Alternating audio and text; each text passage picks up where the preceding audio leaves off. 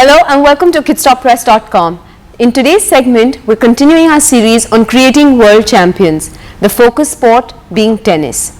We all know that sports is a really integral part of a child's development, be it social, emotional or physical. We at Kidsstoppress are extremely passionate about sports and adding it one step at a time. In today's journey, we're going to talk about parents, coaches and most importantly, the kids who have achieved excellence in their sport. So in today's episode, let's speak to all these people about playing tennis at a competitive level. Thank you so much for joining us today and in our Creating World Champions series. And it's an absolute pleasure to have each one of you. So thank you so much for taking out time to be here today. We have with us, of course, Harshali and Veer and their parents and their coach. So do you want to start with Harshali's journey and how did she discover her passion for tennis? When she was 3 years old, normal girls take the doll or Barbie doll and everything they like to have with them. When I saw her, she has taken a basketball and she started playing the basketball. Then I picked up the need of the sports or the enthusiasm in the sports. And thereafter, as a journey started, she started growing up and she started playing a table tennis initially. And thereafter, table tennis, and I saw her playing the table tennis. Then I shifted her to the tennis along. My son is also playing. So with him, he picked up the tennis. And there the journey has started. At the age of 7, she has picked up the racket. And thereafter, she is training under various coaches. And currently, she is training under Navdeep Singh at the other club. Okay, Veer, what about you? Raki, how did Veer's journey start? Well, like any other mom, introduced him to a lot of things. So he was about 5 and took him to the courts one day. And he just started playing. You know how you introduce them to a sport, they start playing. But over a couple of years, I noticed that he's enjoying it a lot. In fact, the kids that he was playing with in the club, he had a lot of fun playing. So we continued, and I think it wasn't like one day some bulb clicked or switched on, saying that he really likes. But when did that tipping point happen when he said that okay, I want to now pursue it, not just as another class, but pursue it more seriously? He wanted to play more. So there was a point in time when it wasn't just 3 days a week. Then he wanted to play more of it. So all the other classes started, dropping off. Okay. And then I think 2 or 3 years ago he started playing 5 days a week. So what drew you to tennis? How did your other classes start dropping out? What fascinated you about tennis? Well, I found it kind of exciting and it just put something into my heart. So then it felt really nice for me and the rest seemed a little boring, so that's why I left it. I like how simplified their choices are, right? So it's so much easier than decisions we need to make. Now we've come here at a coach level. How do you see between somebody who needs to just do another class or somebody who needs to pursue it as a passion and take it more seriously? That's an interesting question. Well, it comes from the parents first. You get to see their interest level when they introduce themselves and their child when they're at perhaps the beginner level, for example.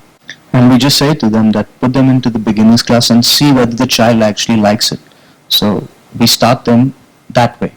And then it's the child's ability that we look at. We see their interest level and then we give our feedback to the parents on how they should continue their life cycle as a tennis player. Because the goal is to keep them in the game as long as possible. What is the lifestyle change that they really need to make, and what's the kind of commitment that's required from a child? A lot of commitment, time management, I'm sure, and managing everything just turns 360 for them when they play tennis. They become mature and they understand responsibilities better than other children would probably be doing at this age. They play 3 hours a day. They do their school at the same time. They still manage that, and they try to pursue the sport while trying to pursue education. That's commendable. 3 hours a day, every day, right? Monday to Sunday or? Monday to Friday, they do need the time off, otherwise they would just burn out. And that's pure training at the court, or there's off training otherwise, like gym training or anything else, or? At the moment, not gym training, but we have a fitness program on court because the muscles are still developing. Right. So we have on-court fitness for an hour and they play 2 hours of tennis. So in total, that's 3 hours. Right. Also, what's the commitment that's required from the end of the parents? So obviously the kids are passionate and they're just growing with it because they love it. But from a parent's perspective, what's the time commitment? And I mean, anybody who's looking at their kids pursuing a competitive sport, what would you say to them? The 100% commitment is required. Basically, going to from the school, going to the practice in the Bombay, commuting is fine, that we can manage. But the things come when you have to go for the tournaments and when you have to maintain the rating and you have to move into rating format. You need to play a lot of matches. Right. You have to go across India and play various matches. So then you picked up the points and your ranking improves. So and for that, you need a lot of commitment from the travel. Raki, what about you? A lot of patience is required from the parents' side. It's a journey wherein they're going through a lot of ups and downs emotionally, on court, winning, losing, and just being there just to absorb it all. It's a learning process as a parent as well when your child is playing competitive sports, because they're going through a lot and you just have to listen. And as Navdeep would have badgered us many times, just be in the background, let the child, kind of develop. Plus also rallying the whole family, because getting their support, it's important that the rest of the family also understands what the child is going through. Raki, you mentioned a very interesting point about, the growth of the child emotionally, physically, mentally, they become much tougher. How do you handle his winning and losing? Actually, we absorb a lot of it, but they're the ones who handle it the best. And I think that's the quality that they're really developing. It's a lifelong skill, able to cope with their winning and losing. And for us, we just need to keep it straight and not get emotionally attached to it. Because have you ever gotten negative when he's lost?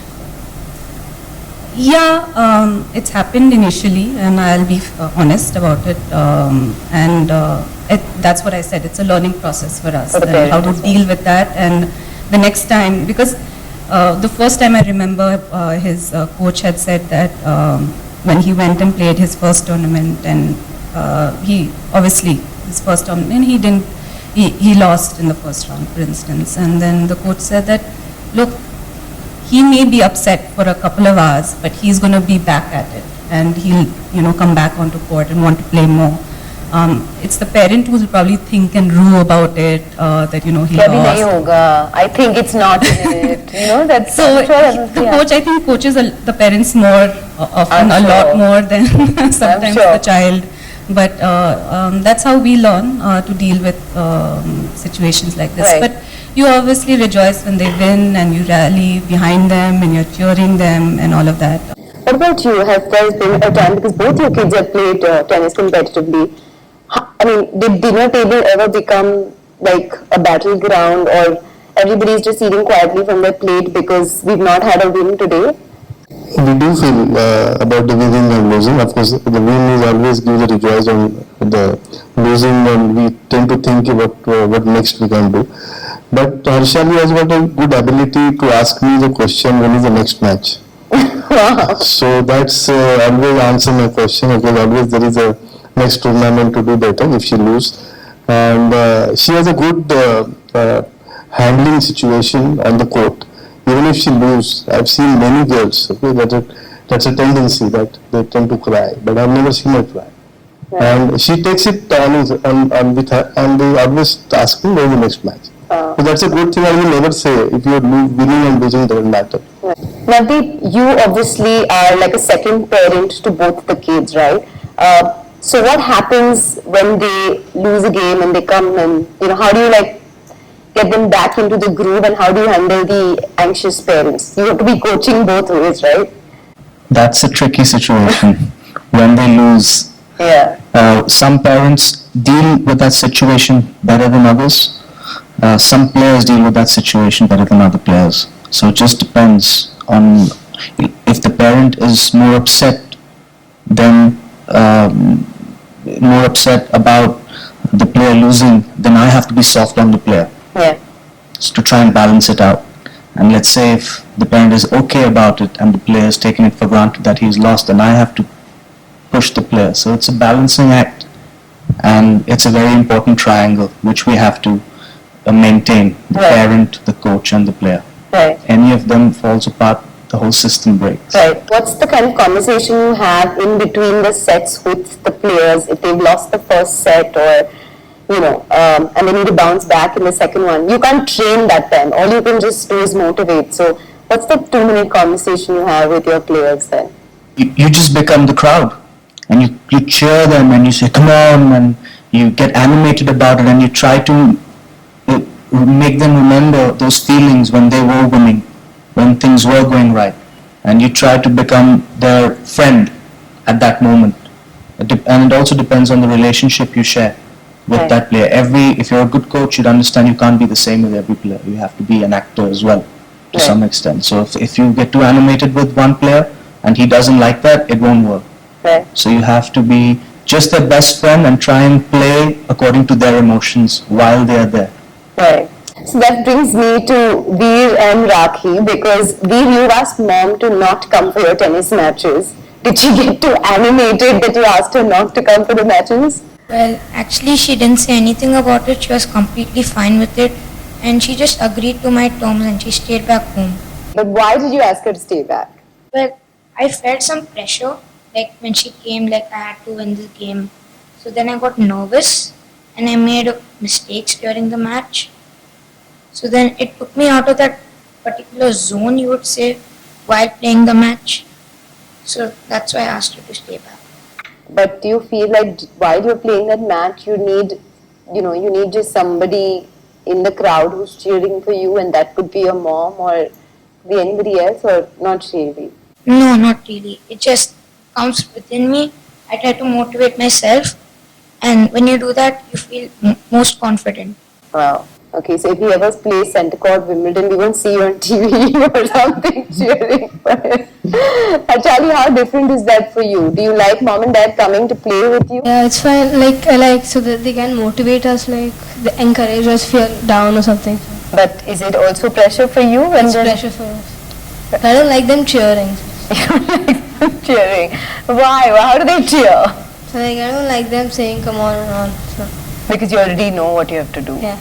Okay, so that's interesting. What are the challenges? Okay, so one is of course that you need to balance school, study, practice. But what are the other challenges? Like, do you have to go when practice comes in between when you have to go out with friends, or do you feel that's a challenge at all for the both of y'all, or that's okay? So like no, I wouldn't like to like miss my tennis and go out somewhere else. Wow. No, most of the time I overrule tennis over friends, but sometimes if it's a really, like, if it touches your heart and it's a big occasion, then sometimes I'll go. And what about food and changes in the kind of food that you guys need to eat? Like, do you get tempted with all the junk that's around and your friends are eating, or not really? Well, you have to eat healthy and balanced diet, right? So you do get, sometimes I do get intimidated to eat with my friends, but most of the time I'm eating the healthy food. Right. What about you, Harshad? Is there ever a temptation? So only like sometimes I eat like junk food or something. Very rarely so. Right. How did you inculcate this healthy junk nutrition into becoming a habit for them? How does that happen? Actually, we just, at this age, we're just encouraging him to eat a lot, eat more. Whether junk, not junk, they decide. I mean, he loves McDonald's, so I don't deprive him of eating a burger now and then. But one day we took him to a nutritionist because he was getting tired a lot on court. So his coach had suggested, why don't you take him to a dietitian? So we took him, and she explain to him all the things that he should eat. And actually, when it doesn't come from the parent, they listen more. Right. So when the coach says or when the dietitian said, then he was more keen or interested in knowing what all he should be eating and how he should be eating and all of that. Has that been similar for Harshali as well? Yes, we have, first, as a part of the program, we have consulted a nutrition and she has given a diet chart. So most of the diet charts we were doing earlier only, but we have added something because the stamina is more important when you be on the ground. So there are two types of food we give. One before the tournament, there's the food we have to give, and in the practice session. Right. As a tournament, you need a lot of carbs and other things. Right. So the more rice and other stuff we need to give because that builds the energy when you're on the court. And yes, of course, junk food, as Arshali said, she likes, but she rarely go for the junk food. Right. But whatever the other stuff is regular eating at home, what we do, she takes that. Nandi, from your perspective, what is it that are bigger distractions for these children than children playing from other parts of the country, and how can urban children play much better? Because that's something that's come across all the different sports that we've covered, that people and children from tier 2 cities or non-metro cities are outdoing the children in the metros. Has that been similar for tennis as well? I just think that there are distractions no matter where you are. Of course, some environments are more tennis friendly, more sports friendly. That does help. The players who are in the urban cities, they do have more distractions, so they have to be more disciplined than the players who are in more sporting friendly environments. Right. And it just comes down to then the parents and the coaches and the players. It's a little bit harder for the players who have the distractions, for sure. It does make a difference. Right. And that does happen in tennis, not only in India but abroad as well. Sure. We have brilliant programs, but we don't have an academy. Right. Peter, we were chatting with some of the other sports, sports coaches, and at least we were talking about access to clubs and a little bit of infrastructure. They were talking of absolutely no infrastructure at all, right? So here at least we have access to clubs and a few tennis courts, I'm assuming. But in some cases we're not. So what's the kind of infrastructure that we're really looking to put our kids on, not the Indian but onto the global map? Like, we have had successful tennis players from the country. How can we have more of those, given the kind and size of population that we're talking about? There are a few factors. I mean, everyone talks about looking for the big answer. Right. Like, is there a major factor? I just think that it boils down to small factors, and those things make a big difference. For instance, if we compare ourselves to places in Europe, America, where they have tennis courts, we have tennis courts, we have clubs, we have programs, we have coaches, we have a population, and then you say, why isn't it happening with that kind of population? Why aren't we getting those many players? Well, I think it's a small thing. It may sound like you would not believe it, but it's got to do with the court surface as well. We need to slow down the speed of the tennis court a little bit so that our players actually end up hitting more tennis balls. Right. It's easier, and that would affect their fitness levels. That's number one. If we could get some good clay courts in India, Right. like they have in France and all over Europe, and of course Sure. in America, even green clay. If we get that would make a difference. If we got some indoor tennis courts during the monsoons, Right. that would help the tennis. And we don't have any indoor tennis courts anywhere. That brings me to a very interesting question. So what happens during the monsoons? I mean, So- do kids train at all?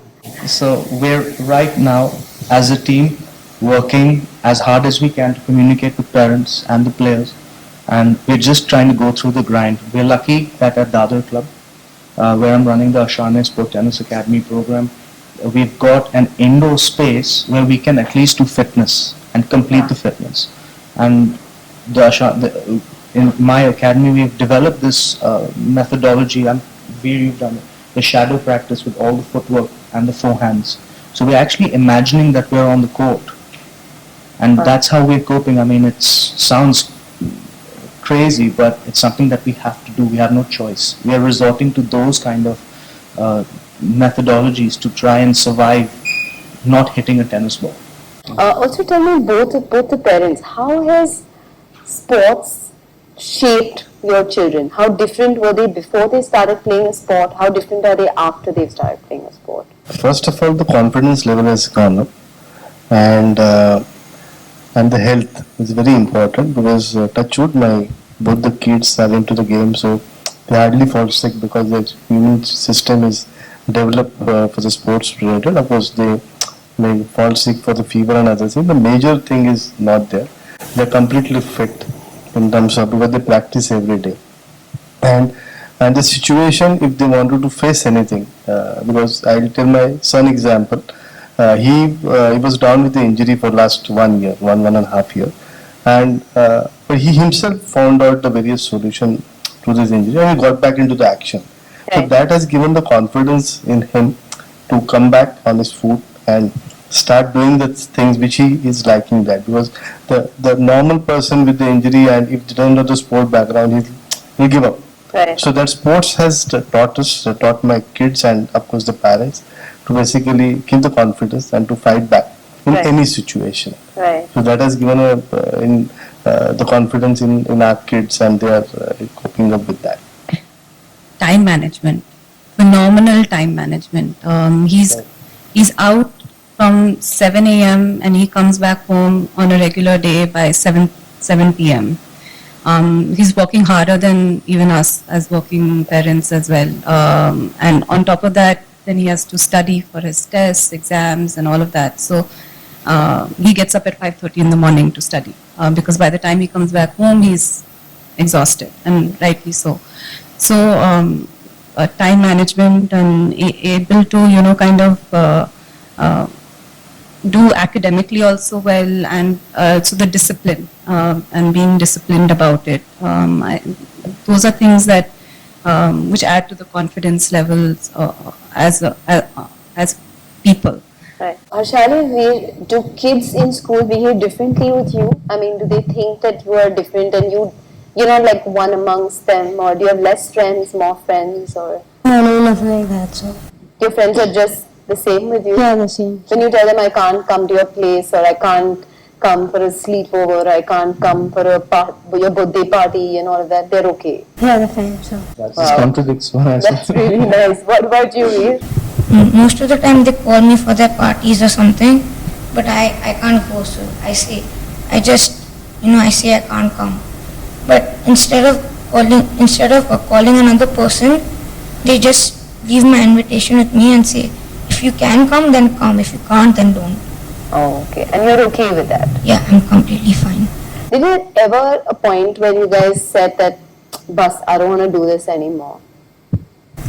oh no, so nothing. When you like lost maybe 2 or 3 times in a row, did you ever feel like, "Acha, I don't want to do this now," or why do I need to like wake up at 5 and play for 3 hours every day? Has that ever happened? that. No. It's happened with me once, but my coach, my mother, they motivated me to play, and I've come back to being good. Like I can play better. Right. Ashali, it's never happened with you? No, I don't think. No. What are you made of? She's made of steel like this girl. She comes across as such a tough soul, and she's all of her 12. Wow. Nadi, I'm going to come back to you with one question. That if a parent wants to pursue competitive tennis, what is the roadmap like? The first most important thing is that they start young. Right. Harshali and we have started young, so they're on the right track. 6 is a good age, 6, 7 is a good age to start. 10 is also borderline. So starting young, number 1. Then you have to be part of a good tennis program. It is coach dependent, where he fixes your biomechanics, which means technique, because technique gives you success. Right. And that is dependent on the coach. A player may have the ability, he may have natural ability, but still that player would need tweaking. A player who doesn't have a good technique, that would have to be completely changed. So then monitoring the tournament program would come into play. By the age of 14, they should be completely technically sound. They shouldn't be worrying about the technique at all. They should just worry about going out there and performing and trying to analyze where they should have hit the ball, not how they should have been able to pull off that shot by the age of 14. By that time, by 14, they should be playing national tournaments, getting a national ranking. They should have a national ranking because that will prepare them for the under 16 and under 18s. ITF junior tennis, which gives you an opening in terms of getting that international exposure playing against players from all over the world. They have a European Tennis Association, it's called ETA, or maybe it's changed now, I don't know. It's under 16 where they have tournaments all over Europe, and it's an under 16 European ranking system, which is very good for them. For our Indians, by 14 you should have that national ranking because that will help you get into those tournaments. Right. To then get those rankings and play against players from all over the globe. And after 18 becomes that transition for girls and for boys is a tricky situation because there are opportunities for you to go to college in America, play college tennis. That is a good option, that's a good way to go about your tennis. As if you see our Indian tennis players, Somdev Devarman, Sanam Singh, Saket Maini, these are some of our top. Even Jeevan Niranjan is a very good friend of mine, doing very well on the tour. These boys are all top 200 in men's, in singles and doubles. Right. And Somdev, of course, was 63 in the world. Wow. And they have all done American college tennis. That's a good way to go about it. Right. If it's something that you want to, if that's the route you want to take. But it's up to personal choice. Or when you're 18, you go straight into men's. And you just play futures and then go up the pyramid of tournaments in the ATP tour, which is futures first, challengers, ATP, Grand Slams, and of course you've got very important Davis Cup that you have to play for your country. So this is the roadmap, easier said than done. Right. But it's a big challenge to decide whether you want to go. I mean, I'm talking about the later stage, where you decide to go straight into men's or women's after 18, or you choose a college route, or you choose to play league in France. France have got a very good tournament and rating system which improves your game as well.